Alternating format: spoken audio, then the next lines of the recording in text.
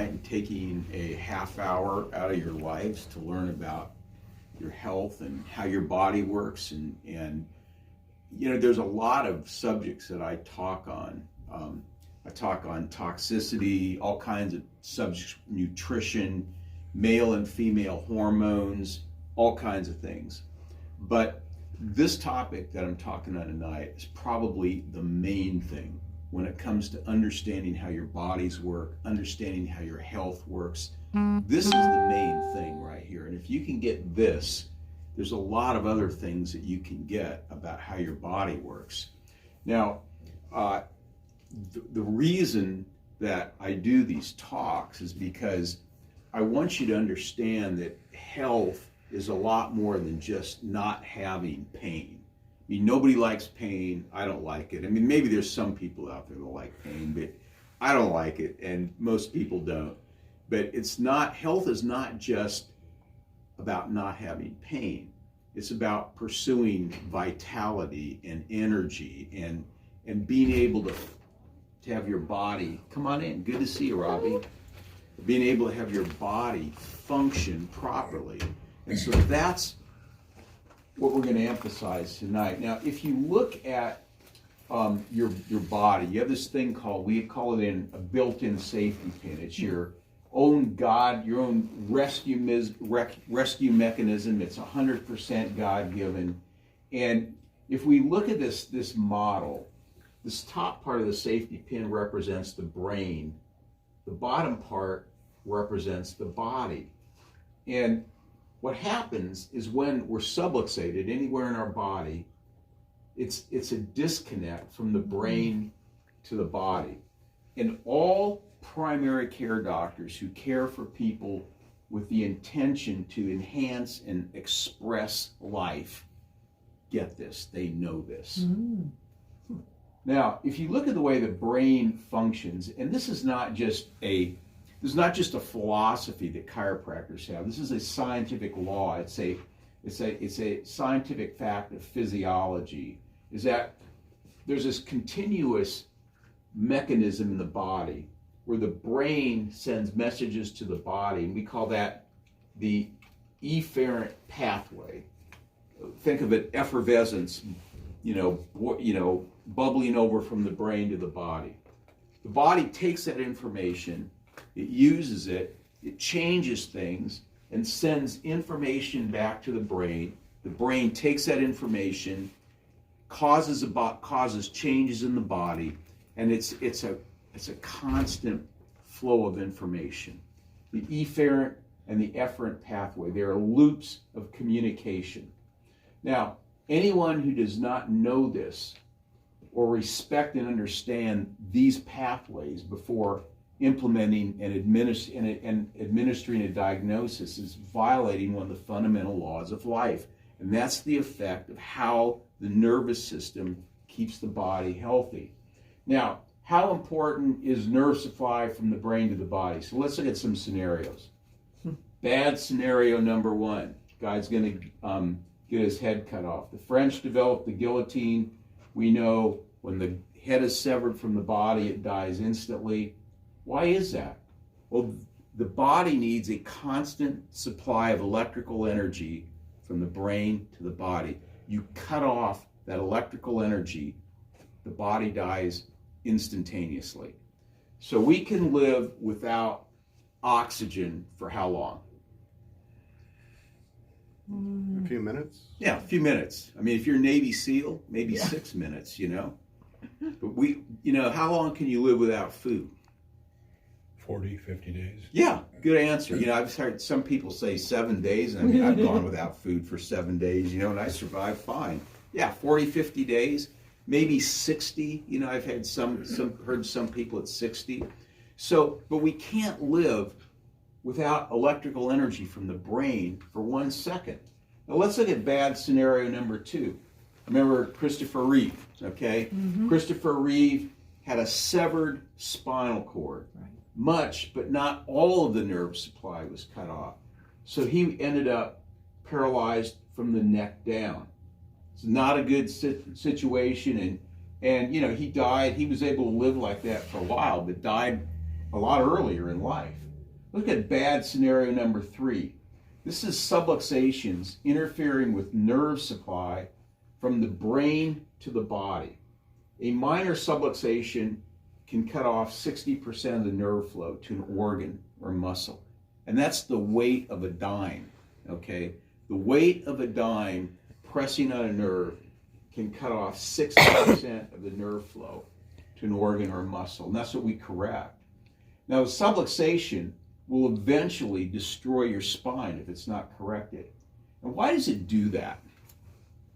Anybody know? Why does this happen?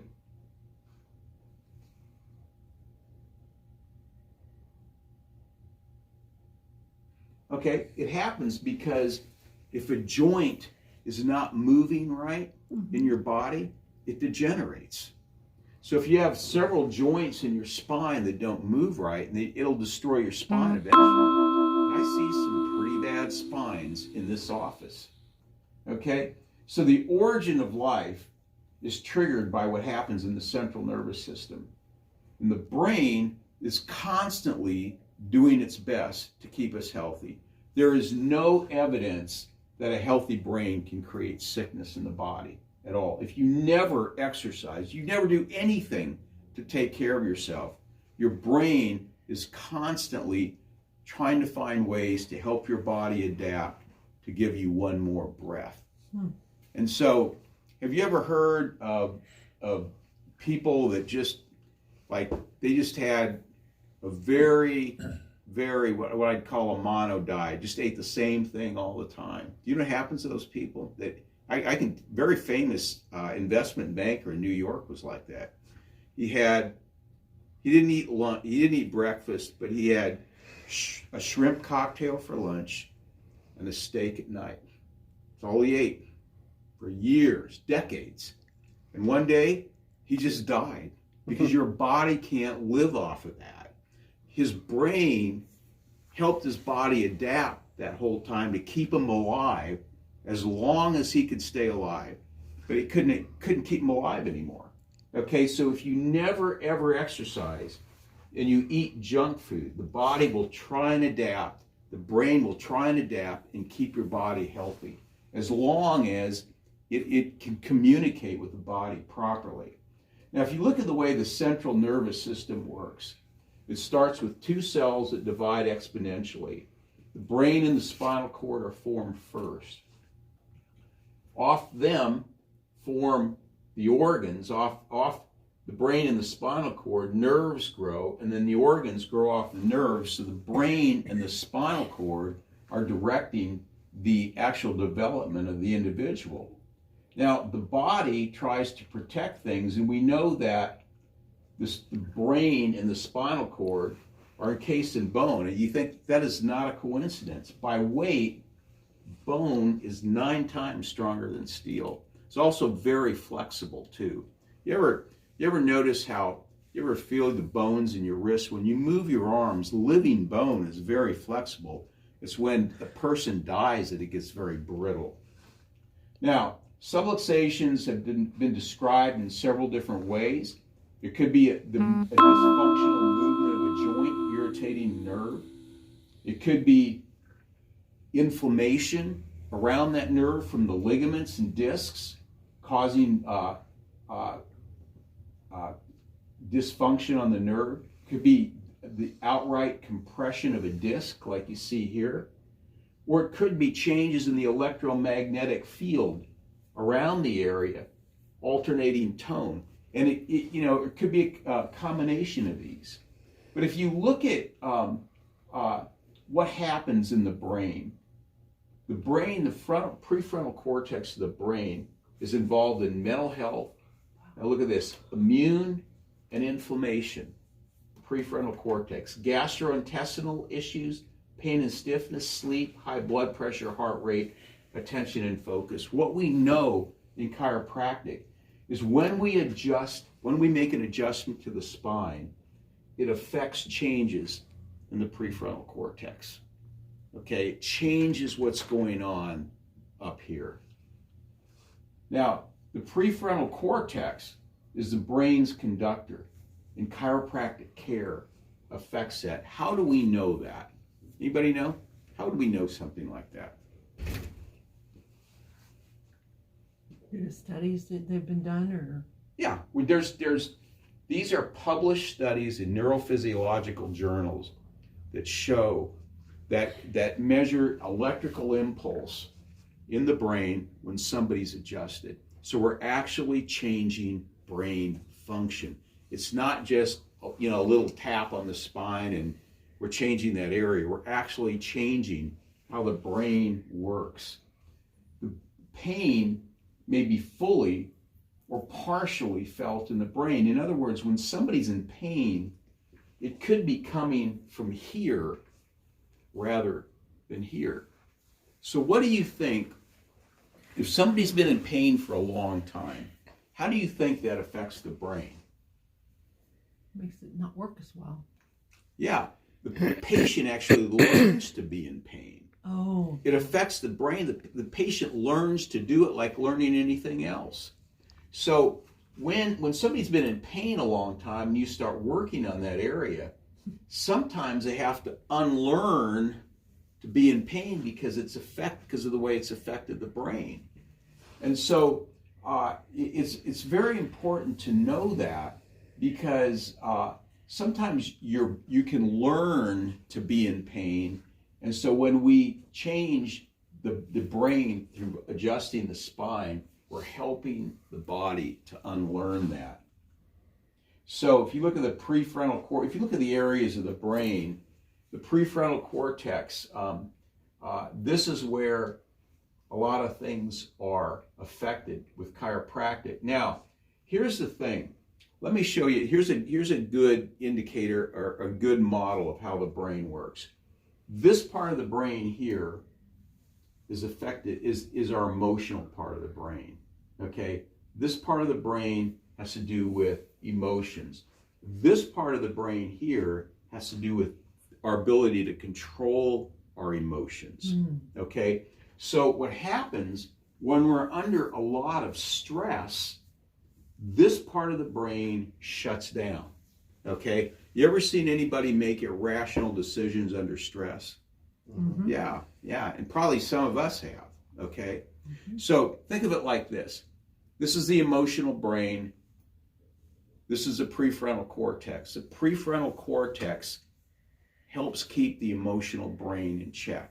When somebody's under a lot of stress, what happens is this. The prefrontal cortex unhinges from this part here, from a neuroelectrical standpoint, and people make rash decisions that aren't good. Chiropractic helps keep the prefrontal cortex hooked up to the rest of this part of the brain. Now, scientific evidence proves that people with subluxations, when adjusted, reveal a response that enhances function and decreases problems. So there's 3 ways to look at chiropractic, okay? I don't believe in chiropractic. That's one way. I doubt whether anybody's ever heard that before. You know? Or chiropractic is only good for pain relief, okay? So like, Doc, I'll see you when I need you again, when I'm in pain. When I'm in so much pain I can't move, then I'm going to come in, you know, I'm going to let you work on me.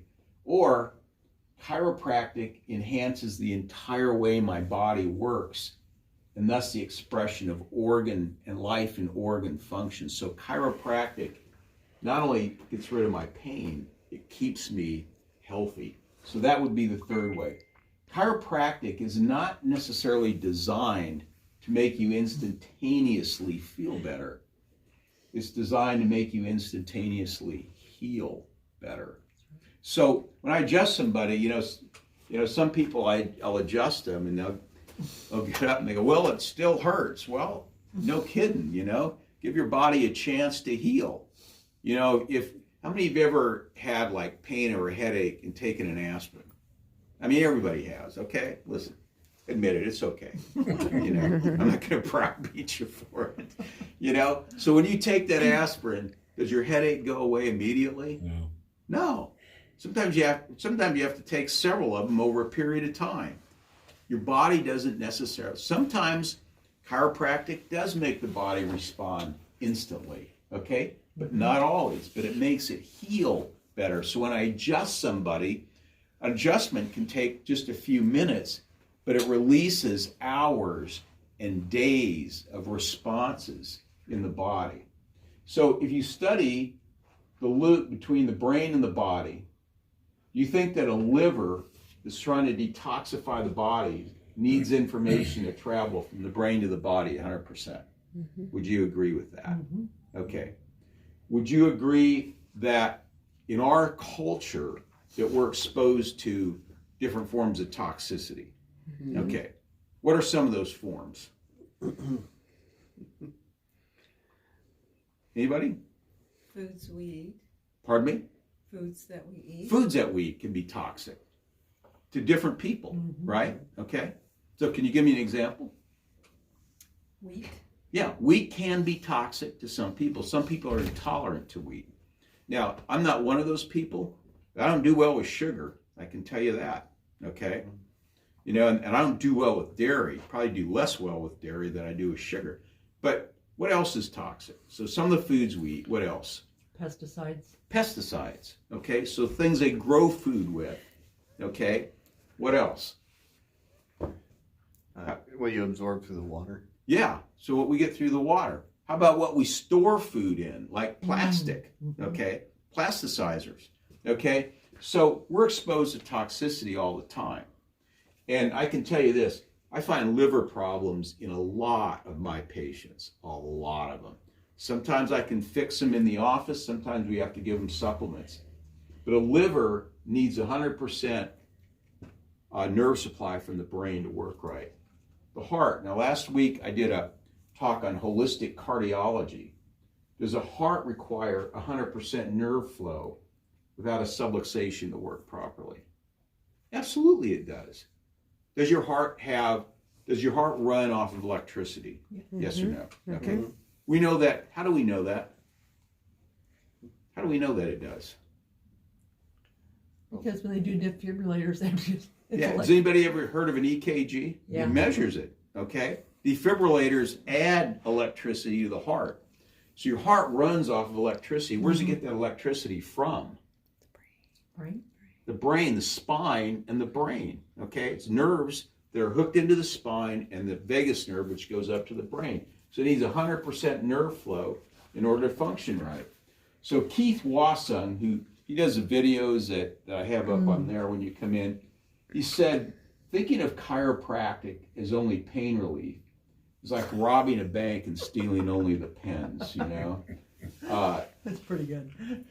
So here, let's look at the medical model. And I see this a lot in my office. My financial manager actually works for one of the orthopedic offices in town, and she's told me a lot about this. So one of the main ways they deal with pain is they don't give a lot of fentanyl and opioids anymore because too many people have been addicted to them and died. Mm-hmm.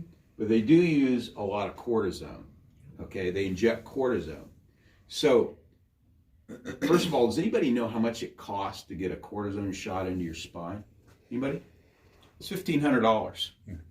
Okay, that doesn't include the $200 office visit. Okay, that's how much it costs.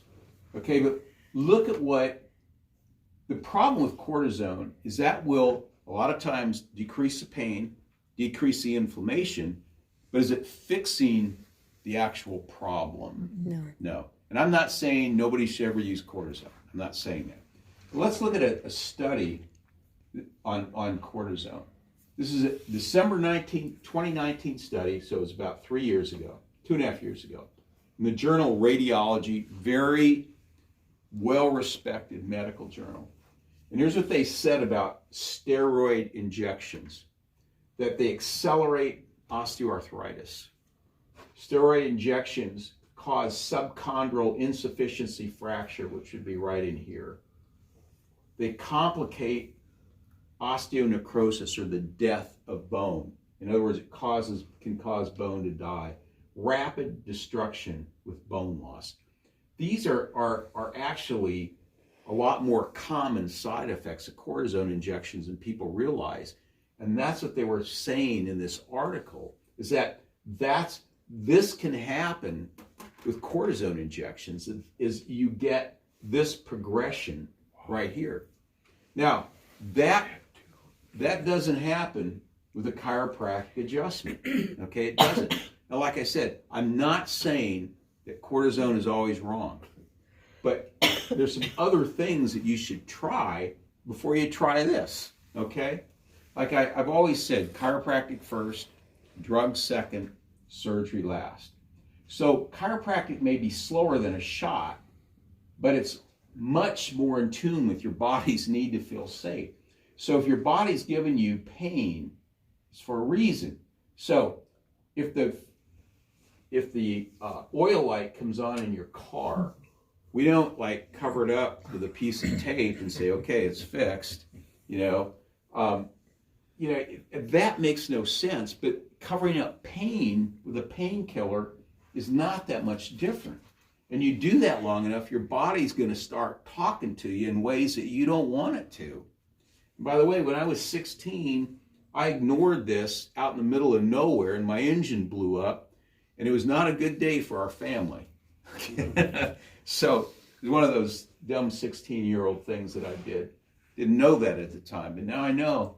You change the oil in your car regularly, oil light comes on, you definitely do something about it right there. So let's look at, and I talked about this earlier, a minor subluxation can shut down 60% of the nerve flow. If your liver is functioning only at 40%, you may not know that there's something wrong. Your organs can take a lot of abuse before you know there's a problem. So let me ask you this. How long can your brain degenerate without you having any symptoms of dementia or Alzheimer's? Anybody know? Okay, I have a couple talks on this coming up. Actually, it'll be in the summer, but it can go at least 10 years, maybe longer. It takes a long time of brain dysfunction for us to start showing up in the way we think and the way we behave. A long time, okay? So you can have nerve pressure, nerve things going on in your body without you even knowing it. Only 10% of your nerves in your body deal with pain. The remainder support function. So what does this imply? What would you think about that? What does that mean exactly? It's going to take a while before you're going to realize that there's a problem, because if it's only going to be only 10% is going to be showing for pain, it's going to take an increased amount of pain before you're going to know it. Yeah, it means that you can have a tremendous loss of function in your body and not have any pain. Mm. And what is the number one thing in our culture that people judge health by? Pain.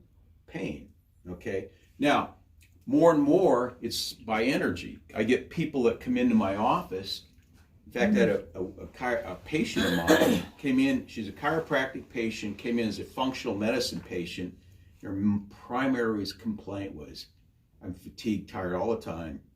I have no energy, okay? Is that a worthy enough symptom to get your attention? Yes. Absolutely it is. Yeah, Especially and we're figuring it out and getting her energy back. And it's not the same for everybody. It's different for different people. Mm-hmm. So an individual who has a nervous system free of interference can fight off infections and sickness much easier. So let's look at kids.